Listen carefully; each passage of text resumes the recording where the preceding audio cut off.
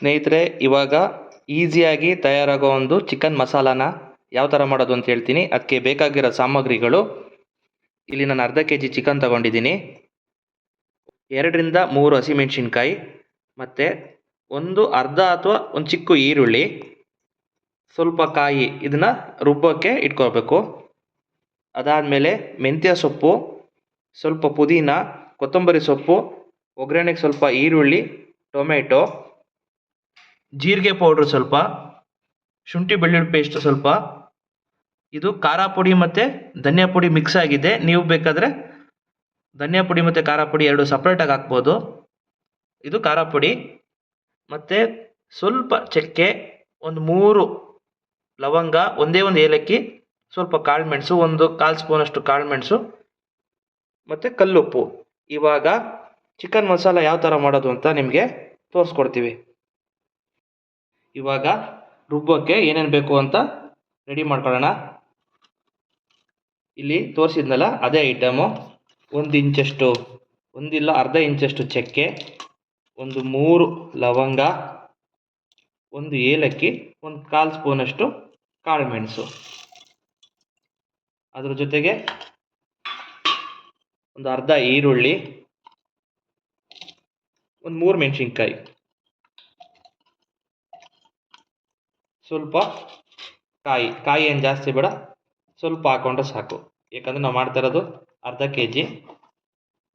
ಇದಕ್ಕೆ ನೀರು ಹಾಕ್ಕೊಂಡು ಫೈನ್ ಪೇಸ್ಟ್ ಮಾಡ್ಕೊಳ್ಳೋಣ.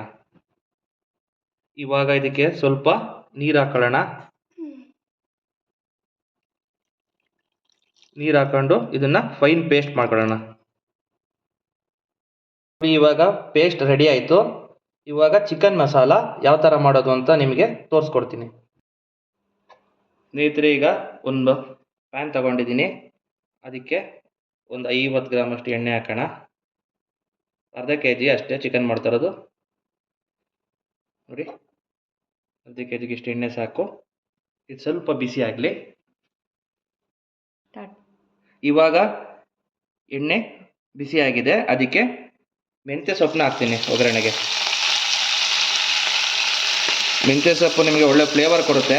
ಮತ್ತು ಚಿಕನ್ ಐಟಮ್ ಮಾಡಿದಾಗ ನೀವು ಆದಷ್ಟು ಮೆಂತ್ಯ ಸೊಪ್ಪನ್ನ ಯೂಸ್ ಮಾಡಿ. ಅದು ಏನು ಚಿಕನಲ್ಲಿ ಹೀಟ್ ಇರುತ್ತೆ ಅದನ್ನು ಕಮ್ಮಿ ಮಾಡುತ್ತೆ. ಮತ್ತು ನಿಮಗೆ ಚಿಕನ್ ಸಾಂಬಾರು, ಫ್ರೈ ಅಥವಾ ಏನೇ ಮಸಾಲ ಮಾಡಿ ಒಳ್ಳೆ ಟೇಸ್ಟ್ ಬರುತ್ತೆ. ಇದೊಂದು ಸ್ವಲ್ಪ ಫ್ರೈ ಆಗಲಿ. ನೋಡಿ, ಮೆಂತ್ಯ ಸೊಪ್ಪು ಫ್ರೈ ಆಯಿತು. ಏನು ಜಾಸ್ತಿ ಫ್ರೈ ಆಗೋದು ಬೇಡ. ಫ್ರೈ ಆದ ತಕ್ಷಣವೇ ಈರುಳ್ಳಿ ಹಾಕ್ತಾಯಿದ್ದೀನಿ. ಒಂದೇ ಒಂದು ಈರುಳ್ಳಿ. ಅಲ್ಲಿ ನಾವು ಒಂದು ಅರ್ಧ ಈರುಳ್ಳಿ ರುಬ್ಬಕ್ಕೆ ತೊಗೊಂಡಿದ್ದೀವಿ. ಇಲ್ಲಿ ಒಂದು ಈರುಳ್ಳಿನ ಫ್ರೈ ಮಾಡೋಕೆ ಹಾಕೊಳ್ಳೋಣ. ಇದೊಂದು ಸ್ವಲ್ಪ ಬ್ರೌನ್ ಕಲರ್ ಬರಲಿ, ಅಲ್ಲಿ ತನಕ ಫ್ರೈ ಆಗಲಿ.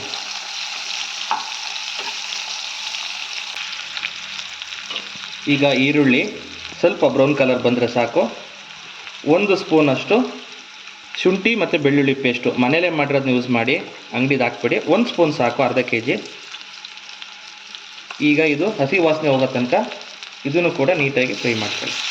ಶುಂಠಿ ಬೆಳ್ಳುಳ್ಳಿ ಪೇಸ್ಟ್ ಹಸಿ ವಾಸನೆ ಹೋಗಿದೆ. ಈಗ ಅದಕ್ಕೆ ಒಂದು ಚಿಕ್ಕ ಟೊಮೆಟೊ ಸಾಕು, ಸ್ವಲ್ಪನೇ ಸ್ವಲ್ಪ ಪುದೀನ,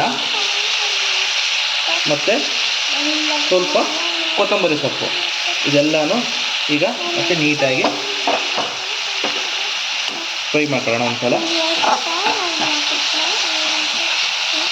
ಟೊಮೆಟೊ ಎಲ್ಲ ಫ್ರೈ ಆದ ನಂತರ ಚಿಕನ್ ಹಾಕೊಳ್ಳೋಣ. ಇಲ್ಲಿ ಅರ್ಧ ಕೆ ಜಿ ಚಿಕನ್ ಯೂಸ್ ಮಾಡ್ತಾಯಿದ್ದೀನಿ. ಇದನ್ನು ಒಂದು ಸಲ ನೀಟಾಗಿ ಈ ಥರ ಮಿಕ್ಸ್ ಮಾಡ್ಕೊಬಿಡಿ.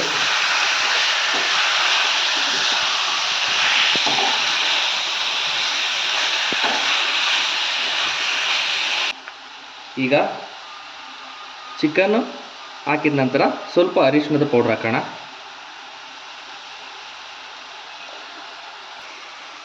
ಅರಿಶಿಣ ಹಾಕಿದ ನಂತರ ರುಚಿಗೆ ತಕ್ಕಷ್ಟು ಉಪ್ಪು ಹಾಕೋಣ. ನಾನಿಲ್ಲಿ ಕಲ್ಲು ಉಪ್ಪು ಹಾಕ್ತಾಯಿದ್ದೀನಿ. ನೀವು ಬೇಕಾದ್ರೆ ಪುಡಿ ಉಪ್ಪು ಹಾಕ್ಬೋದು.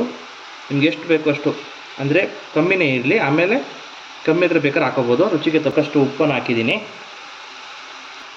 ಉಪ್ಪು ಹಾಕಿದ ನಂತರ ಇದನ್ನೆಲ್ಲ ಈ ಥರ ಮಿಕ್ಸ್ ಮಾಡ್ಕೊಳ್ಳಿ. ಅರಿಶಿಣ ಮತ್ತು ಉಪ್ಪು ಹಾಕಿದ್ದೀನಿ.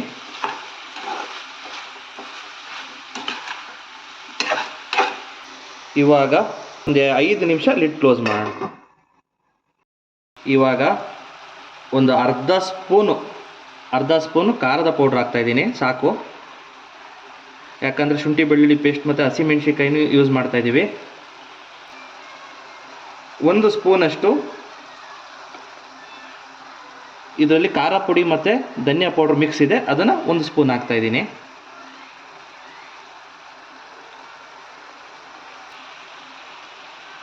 ಒಂದು 1/4 ಸ್ಪೂನಷ್ಟು ಜೀರಿಗೆ ಪೌಡ್ರನ್ನ ಹಾಕ್ತಾಯಿದ್ದೀನಿ. ಇವಾಗ ಎಲ್ಲ ಮಸಾಲೆಗಳನ್ನ ಹಾಕಿದ ಮೇಲೆ ಇದನ್ನು ನೀಟಾಗಿ ಮಿಕ್ಸ್ ಮಾಡ್ಕೊಳ್ಳಿ.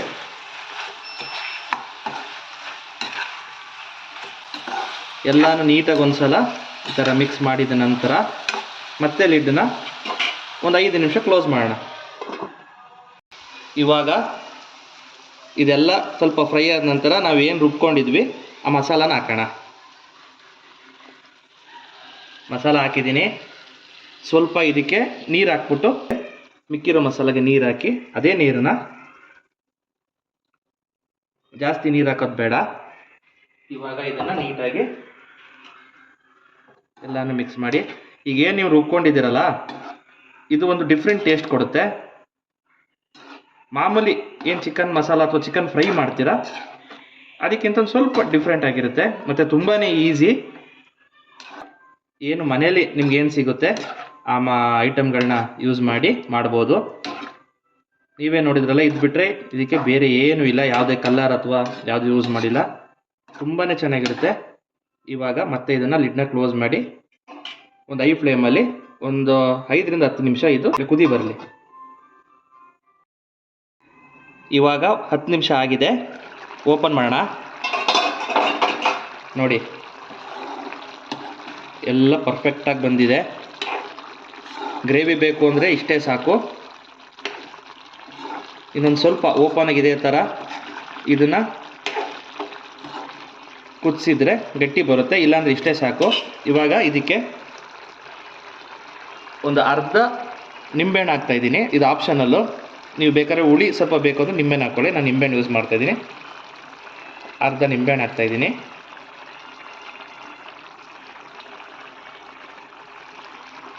ಇವಾಗ ಇನ್ನೊಂದು ಸಲ ಇದನ್ನು ನಿಂಬೆಹಣ್ಣು ಹಾಕಿದ ಮೇಲೆ ಎಲ್ಲ ನೀಟಾಗಿ ಮಿಕ್ಸ್ ಮಾಡ್ಕೊಳ್ಳಿ. ತುಂಬಾ ಈಸಿಯಾಗಿದೆ. ಈ ಥರ ಚಿಕನ್ ಮಸಾಲ ನೀವೊಂದು ಸಲ ಟ್ರೈ ಮಾಡಿ. ಮನೆಯಲ್ಲಿ ಮಕ್ಕಳು ದೊಡ್ಡವರು ಎಲ್ಲ ಇಷ್ಟಪಟ್ಟು ತಿಂತಾರೆ. ಆಮೇಲೆ ಬ್ಯಾಚುಲರ್ಸ್ ಇದ್ದರೆ ತುಂಬ ಈಸಿಯಾಗಿ ಮಾಡುವಂಥ ಒಂದು ಚಿಕನ್ ಮಸಾಲ. ಇವಾಗ ಇದಕ್ಕೆ ಫೈನಲ್ ಆಗಿ ಕೊತ್ತಂಬರಿ ಸೊಪ್ಪನ್ನ ಮೇಲ್ಗಡೆ ಹಾಕ್ತಾಯಿದ್ದೀನಿ. ಈ ಚಿಕನ್ ಮಸಾಲ ಇವಾಗ ರೆಡಿಯಾಗಿದೆ. ನಾನೀಗ ಲಿಡ್ನ ಕ್ಲೋಸ್ ಮಾಡ್ತೀನಿ. ನಾನು ಇದನ್ನು ಅನ್ನಕ್ಕೂ ಕೂಡ ಯೂಸ್ ಮಾಡ್ತಾಯಿದ್ದೀನಿ. ಅದಕ್ಕೋಸ್ಕರ ಸ್ವಲ್ಪ ಗ್ರೇವಿ ಮಾಡಿದ್ದೀನಿ. ನೀವು ಬೇಕಾದ್ರೆ ಗಟ್ಟಿ ಮಾಡ್ಕೋಬೋದು. ಚಪಾತಿ, ರೊಟ್ಟಿ, ರೈಸು, ಮುದ್ದೆ ಸಹ ಮಾಡ್ಬೋದು. ನೀವು ಇದರಲ್ಲಿ ತಿನ್ಬೋದು. ತುಂಬಾ ಚೆನ್ನಾಗಿರುತ್ತೆ. ಮನೇಲಿ ಟ್ರೈ ಮಾಡಿ ನೋಡಿ. ಇವಾಗ ಎಲ್ಲ ನೀಟಾಗಿ ಫೈನಲಾಗಿ ಕೊತ್ತಂಬರಿ ಸೊಪ್ಪು ಹಾಕಿದ ಮೇಲೆ ಮಿಕ್ಸ್ ಮಾಡ್ಕೊಳ್ಳಿ. ನೋಡಿ ಎಷ್ಟು ಚೆನ್ನಾಗಿ ಬಂದಿದೆ. ತುಂಬ ತಿಕ್ಕಾಗೂ ಇಲ್ಲ, ತುಂಬ ತೆಳುವಾಗೂ ಇಲ್ಲ ಗ್ರೇವಿ. ಅನ್ನಕ್ಕಂತೂ ತುಂಬ ಚೆನ್ನಾಗಿರುತ್ತೆ. ಈಗ ಇದನ್ನು ಟೇಸ್ಟ್ ಮಾಡಿ ನೋಡೋಣ.